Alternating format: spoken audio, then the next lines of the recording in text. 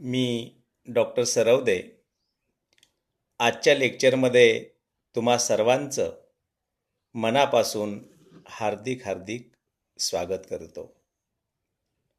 मित्रांनो, आज आपण पेपर नंबर 6ला सुरुवात करीत आहोत. पेपर नंबर 6चा जो अभ्यासक्रम आहे तो आपण यापूर्वीच दिलेला आहे. पेपर नंबर 6चं जे नाव आहे ते असं आहे, साहित्य आणि समाज. आणि याच पेपरमध्ये आपल्याला 2 कलाकृती असणार आहेत आणि याच पेपरमध्ये आपल्याला एक प्रोजेक्ट सुद्धा असणार आहे. या पेपरमध्ये फक्त 3 घटक असणार आहेत. पहिला घटक हा साहित्य आणि समाज यावरती असेल. राहिलेले जे 2 घटक आहेत ते 2 कलाकृतीवरती असतील. तर आजचा जो आपला टॉपिक आहे त्याचं नाव आहे साहित्य आणि समाज यांच्यातील परस्पर संबंध. मित्रहो, या टॉपिकच्या माध्यमातून आपण साहित्य म्हणजे काय, समाज म्हणजे काय आणि साहित्य व समाज यांच्यातला जो परस्पर संबंध आहे तो कशा पद्धतीचा आहे याची माहिती प्रामुख्यानं आपण आजच्या लेक्चरमध्ये घेणार आहोत. चला तर मग आपण या मुख्य टॉपिककडे वळूया. मित्रांनो, साहित्य आणि समाज यांच्यातला जो परस्पर संबंध असतो तो परस्पराशी पूरक आणि परस्पराला पोषक असतो. आता परस्पराशी पूरक आणि परस्पराला पोषक म्हणजे काय, तर दोन्हीही घटक हे एकमेकावर अवलंबून असतात. म्हणजे साहित्य समाजावर अवलंबून असतं आणि समाज सुद्धा साहित्यावर अवलंबून असतो. म्हणजे साहित्य जन्माला कुठं येतं तर ते समाजात जन्माला येतं. साहित्य वाचून विकास कुणाचा होतो तर तो समाजाचा होतो. आणि म्हणून साहित्य आणि समाज यांच्यातील परस्पर संबंध हा परस्पराला पूरक आहे आणि परस्परांचा विकास करणारा आहे. आणि म्हणून या ठिकाणी साहित्य आणि समाज यांच्यातला परस्पर संबंध हा एकमेकांना पूरक तर आहेच, पण तो एकमेकांना पोषक सुद्धा आहे. म्हणजे एकमेकांचा विकास हा एकमेकावरती अवलंबून आहे. मित्रांनो, आपण टीवायला आलेला आहात. आपण FY मध्ये, आपण SY मध्ये पाहिलेलं आहे. साहित्य म्हणजे काय, साहित्यामध्ये काय असतं, अशा अनेक गोष्टी आपण मागील 2 वर्षामध्ये पाहिलेल्या आहेत. तुम्हाला माहिती आहे की साहित्यामध्ये माणूस केंद्रस्थानी असतो. साहित्यामध्ये माणसाचं जीवन केंद्रस्थानी असतं. कारण समाजामध्ये ज्या घटना घडत असतात, समाजामध्ये जे प्रसंग घडत असतात ते मानवाशी संबंधित असतात, ते मानवाशी निगडीत असतात. आणि मानव हा समाजात राहणारा, समाजात आपलं जीवन व्यतीत करणारा हा प्राणी आहे. आणि जो लेखक साहित्य निर्माण करतो तो लेखक सुद्धा समाजामध्येच राहणारा एक घटक आहे. तो समाजातल्या जीवनाकडं बारकाईनं पाहत असतो, चिकित्सकपणे पाहत असतो. त्याला ज्या चांगल्या गोष्टी वाटतात, त्याला ज्या नकोशा गोष्टी वाटतात, अशा गोष्टीवर तो आपल्या लेखणीच्या माध्यमातून भाष्य करत असतो. तेव्हा मित्रांनो, लेखक हा सुद्धा एक माणूस आहे. आणि तो समाजाचा एक घटक आहे. तो समाजामध्ये राहून समाजाचं चिकित्सक असं परीक्षण तो करत असतो. समाजाचा बॅलन्स सांभाळण्याचं काम हा लेखक करत असतो. समाजामध्ये समतोल निर्माण करण्याचं काम हा लेखक करत असतो. कारण लेखक जो अनुभव मांडत असतो, लेखकाला जो अनुभव आलेला असतो, तो अनुभव एका विशिष्ट दृष्टिकोनातून लेखक मांडत असतो. लेखक आपल्या कलाकृतीमध्ये जी पात्र उभी करतो, जे प्रसंग उभे करतो, ज्या घटना उभ्या करतो, त्या घटना, ते प्रसंग त्याने आपल्या आयुष्यामध्ये कुठे ना कुठे पाहिलेले असतात, कुठे ना कुठे अनुभवलेले असतात. त्यामुळं एखाद्या कलाकृतीमधील पात्र भलेही काल्पनिक असतील, त्यांची नावं काल्पनिक असतील, पण त्यांच्या जीवनामध्ये घडलेले प्रसंग, त्यांच्या जीवनामध्ये घडलेल्या घटना ह्या कृपया काल्पनिक नसतात. तर त्या खऱ्या-खुऱ्या माणसाच्या आयुष्यामध्ये त्या घडून गेलेल्या असतात. तेव्हा मित्रांनो, हा लेखक काय करतो? जो साहित्य लिहितो, तो लेखक समाजामध्ये त्याला जे जे अनुभव येतात, ते अनुभव तो कधी कथेच्या माध्यमातून मांडतो, तो कधी कादंबरीच्या माध्यमातून मांडतो, तो कधी कवितेच्या माध्यमातून मांडतो, तर तो कधी नाटकाच्या माध्यमातून मांडतो. हे साहित्याचे मुख्य प्रकार आहेत. तेव्हा लेखकाला कोणता साहित्य प्रकार जवळचा वाटतो, त्याला कोणत्या साहित्य प्रकारातून आपला अनुभव चांगल्या पद्धतीनं मांडता येतो असं वाटतं, तो साहित्य प्रकार तो निवडत असतो. आपल्याला सर्वांना माहिती आहे की आपलं सगळ्यांचं जीवन हे आपल्या समाजामध्ये व्यतीत होत असतं. प्रत्येक व्यक्तीची मुळं त्याच्या समाजामध्ये, त्याच्या संस्कृतीमध्ये खोलवर अशी रुजलेली असतात. कारण समाजाला एखादी व्यक्ती पूर्णतः माहीत असते, परिचित असते. एखाद्या व्यक्तीचे जे संबंध असतात, ते समाजातल्या प्रत्येक घटकाशी या ना त्या निमित्तानं आलेले असतात. त्यामुळं व्यक्तीची जी मुळं असतात, ती समाजाच्या पोटामध्ये खोलवर अशी रुजलेली असतात. आणि म्हणून साहित्यामधून जो समाज व्यक्त होत असतो, साहित्यामधून जो समाज प्रतिबिंबित होत असतो, तो असा सुटासुटा नसतो. तर साहित्यातून प्रतिबिंबित होणारा समाज हा व्यामिश्र स्वरूपामध्ये असतो.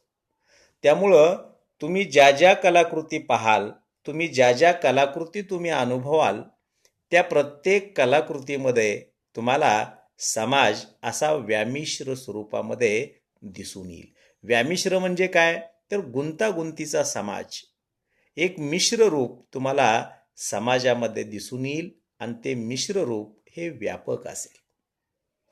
तेव्हा मित्रांनो, साहित्य आणि समाज यांच्यातील परस्पर संबंधाची ही झाली पार्श्वभूमी, ही झाली प्रस्तावना.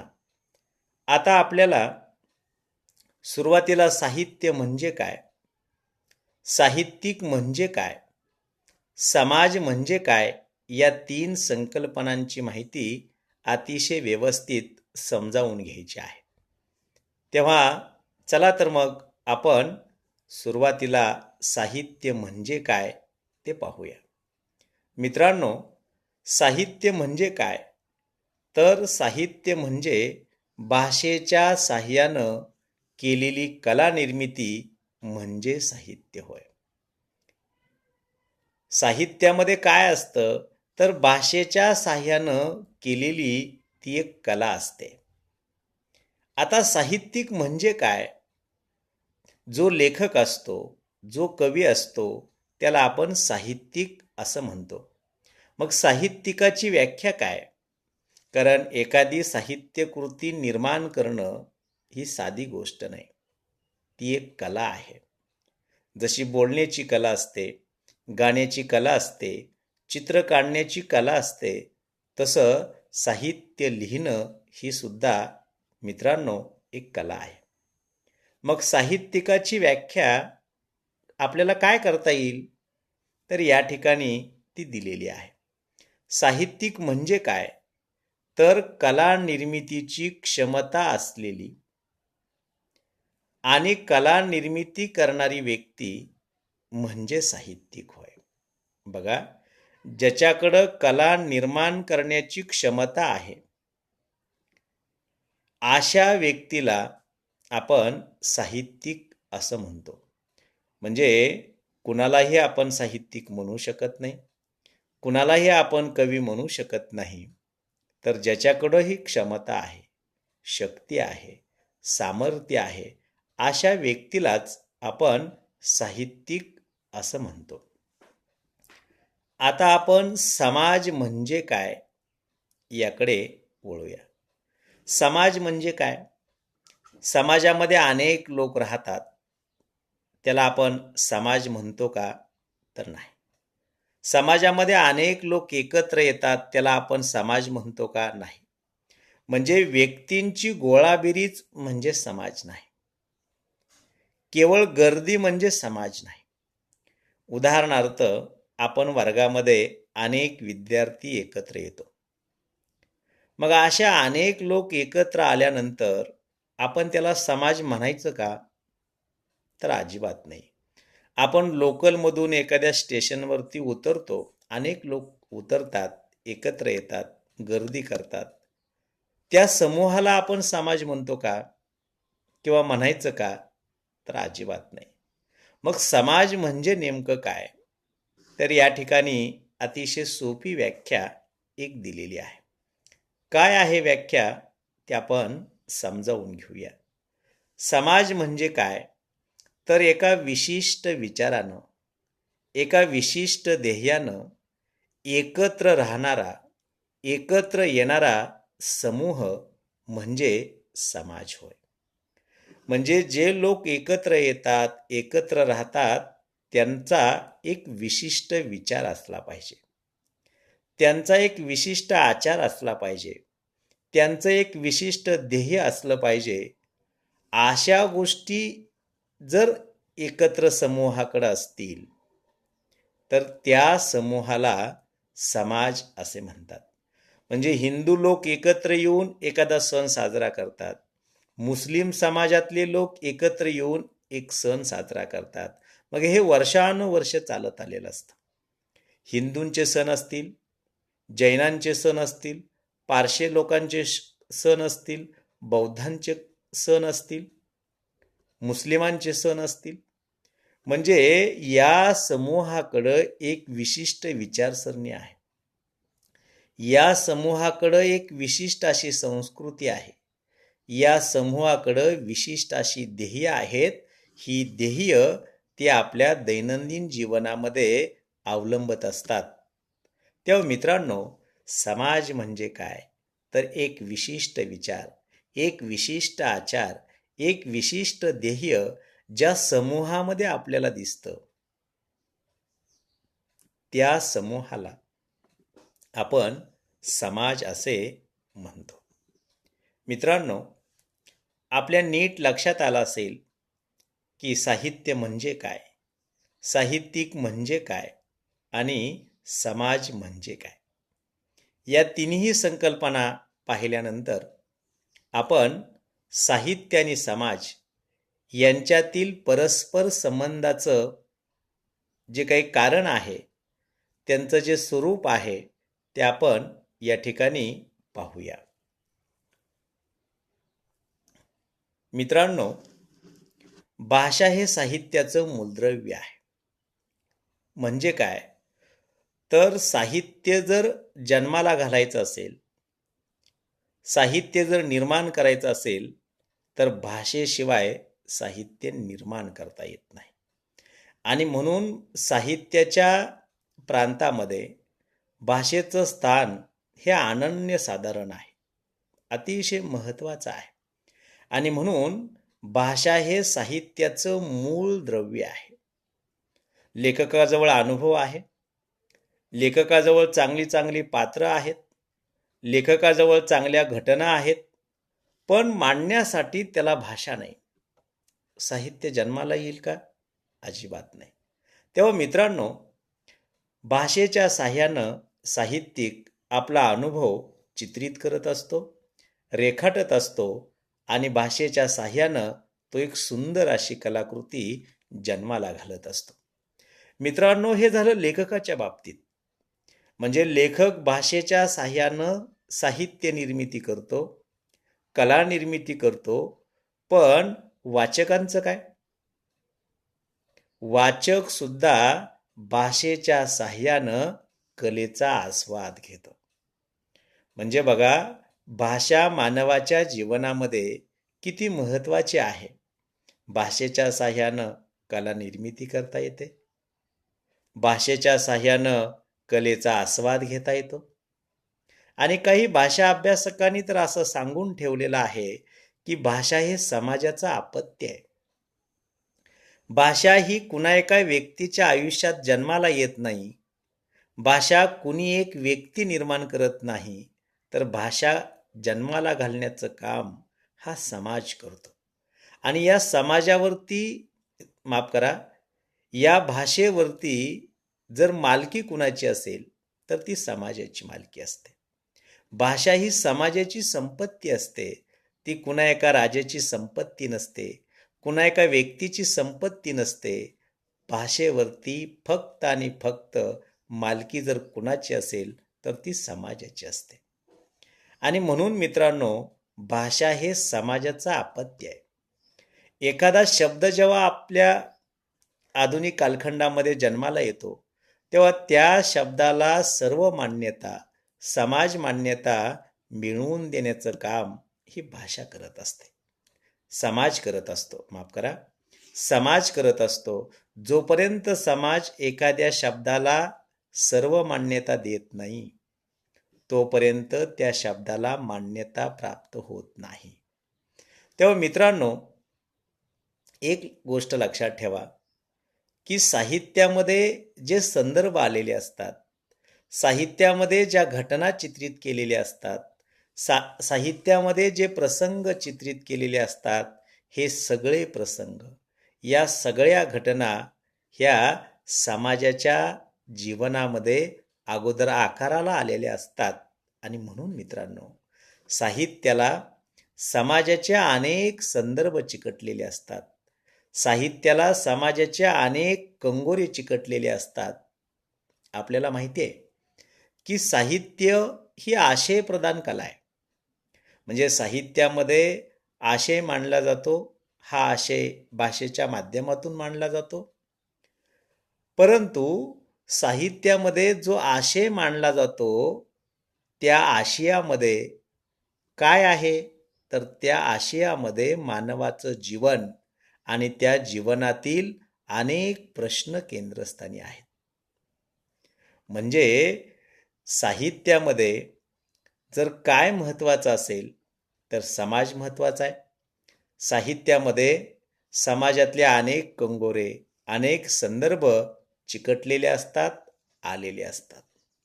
बऱ्याच वेळेला आपण एखादी कलाकृती श्रेष्ठ आहे का, एखादी कलाकृती कनिष्ठ आहे का, ही कशी ठरवतो? तर त्या साहित्यामध्ये जी जीवनमूल्ये चित्रित केलेली आहेत, त्या साहित्यामध्ये जो मूल्यविचार मांडलेला आहे, तो मूल्यविचार मानवाच्या जीवनामध्ये किती बदल घडवू शकतो, मानवाच्या जीवनामध्ये किती विकास करू शकतो, यावरती एखाद्या कलाकृतीची श्रेष्ठता ठरत असते. म्हणजे साहित्य कृतीमध्ये कोणकोणती जीवनमूल्य आलेली आहेत, कोणकोणता मूल्यविचार चित्रित झालेला आहे, याच्या आधारावर एखादी कलाकृती सकस आहे का, का निकस आहे, का आणखीन काही हलक्या दर्जाची आहे, हे आपण ठरवत असतो. म्हणजे एखाद्या साहित्य कृतीमध्ये जर सखोल जीवन चित्रित झालेलं असेल, एखाद्या साहित्य कृतीमध्ये उत्कट जीवन चित्रित झालेलं असेल, तर आपण त्या साहित्य कृतीला श्रेष्ठ मानतो, ग्रेट मानतो. आपल्याकडं अशा अनेक कलाकृती आहेत की ज्याला आपण श्रेष्ठ मानलेलं आहे, ज्याला आपण ग्रेट मानलेलं आहे. का? तर त्या साहित्य कृतीतून जो मूल्यविचार व्यक्त झालेला आहे त्या मूल्यविचाराच्या आधारावरती आपण त्या साहित्यकृतीला ग्रेट मानलेलं आहे. उदाहरणार्थ या ठिकाणी एक दिलेलं आहे, वि. शिरवाडकरांचं नटसम्राट हे नाटक तुफान गाजलं. या नाटकावरती तुम्हाला सांगतो एक चित्रपट सुद्धा आला. नटसम्राट असा नट होणे नाही, ज्या चित्रपटामध्ये नाना पाटेकरांनी रोल केला होता. त्यानंतर खांडेकरांची ययाती आहे, शिवाजी सावंताची मृत्युंजय आहे. अशा अनेक श्रेष्ठ कलाकृती आहेत. या श्रेष्ठ का ठरतात? तर त्या कलाकृतीमध्ये जो मूल्यविचार मांडलेला आहे, जो जीवनमूल्य मांडलेला आहे, ते जीवनमूल्य मानवाच्या जीवनामध्ये प्रगती करणारं असतं, प्रगतीचं ते निदर्शक असतं. आणि म्हणून मित्रांनो, आपण त्या कलाकृतीला श्रेष्ठ मांडत असतो. मित्रांनो, साहित्य आणि समाज यांच्यातला परस्पर संबंध पाहत असताना आणखीन एक गोष्ट या ठिकाणी मला सांगावीशी वाटते, ती अशी की साहित्यकृतीचा विचार करताना कोणकोणत्या गोष्टीचा आपण विचार करत असतो? तर साहित्यकृतीचा विचार करताना आपण त्या साहित्यकृतीतून जीवनविषयक विचार प्रकट झाला आहे की नाही. त्या साहित्यकृतीतून जर जीवनविषयक विचार प्रकट झाला असेल तर त्या साहित्यकृतीला आपण श्रेष्ठ मानतो. म्हणजे साहित्यकृतीचा विचार होताना कलेपेक्षा जीवनाला अधिक महत्त्व दिलं गेलेलं आहे.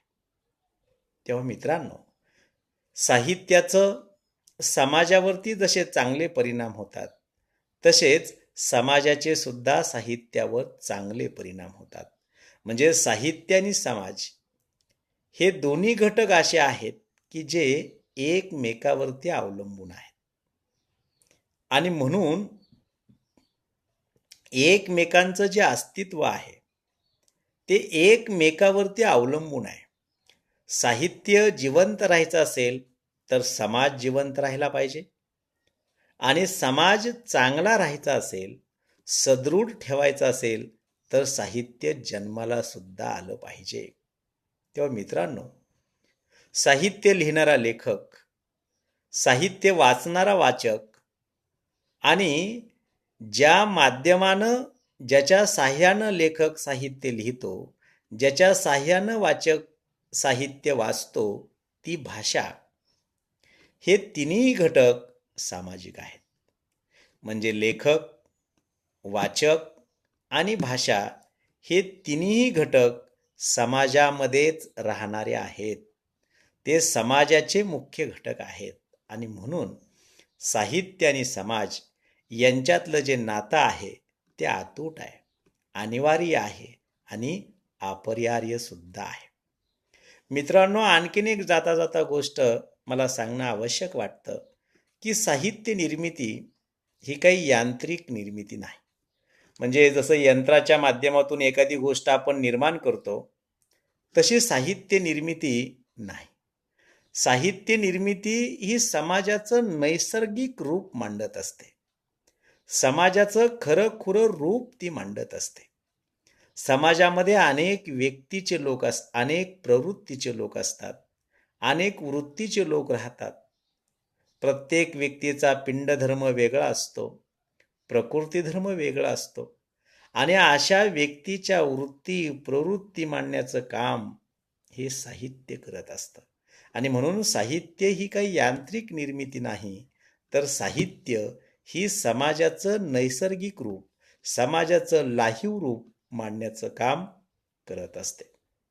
समाज म्हणजे काय व्यक्तींची गोळाबेरीज नाही. आणखीन एक मुद्दा फार महत्त्वाचा आहे की समाजामध्ये अनेक लोक एकत्र येतात, एकत्र राहतात. मग समाज म्हणजे केवळ व्यक्तींची गोळाबेरीज आहे का? तर अजिबात नाही. समाजाला अनेक अंग असतात. समाजाला नैतिक अंग असतं, समाजाला धार्मिक अंग असतं, समाजाला सामाजिक अंग असतं, समाजाला आर्थिक अंग असतं, समाजाला कलाविषयक अंग असतं. अशी अनेक अंग समाजाला चिकटलेली असतात आणि ही सगळ्या अंगांचं दर्शन साहित्यामधून आपल्याला होत असतं. त्यामुळं मित्रांनो, ज्या समाजामध्ये लेखक राहतो त्या समाजामध्ये सर्वसामान्य माणूस सुद्धा राहतो. या लेखकाचा आणि सर्वसामान्य माणसाचा जर आपण विचार केला तर आपल्या असं लक्षात येतं की या दोघांमध्ये खूप फरक आहे, खूप अंतर आहे. लेखक आणि सामान्य माणूस यांच्यातला जो फरक आहे तो फार मोठा फरक आहे. यांच्यातलं जे अंतर आहे ते फार मोठं अंतर आहे. का? तर कलावंताला जीवनाविषयी जी जाणीव असते ती जाणीव सामान्य माणसाला नसते.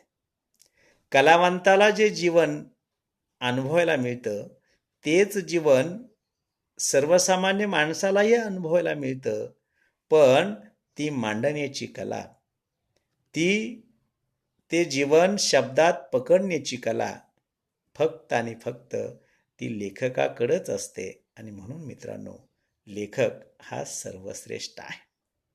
मित्रांनो, आजच्या या टॉपिकच्या माध्यमातून साहित्य आणि समाज यांच्यातील नातं कसं आहे ते आपण उलगडून पाहिलं. साहित्य आणि समाज या दोन्ही घटकांची एकमेकांमध्ये सरमिसळ कशी आहे हे सुद्धा आपण पाहिलं आणि आपल्या असं लक्षात आलं असेल की साहित्य आणि समाज यांच्यातील जो परस्पर संबंध आहे तो अटळ आहे, अनिवार्य आहे. मित्रांनो, आज आपण इथेच थांबूया. धन्यवाद.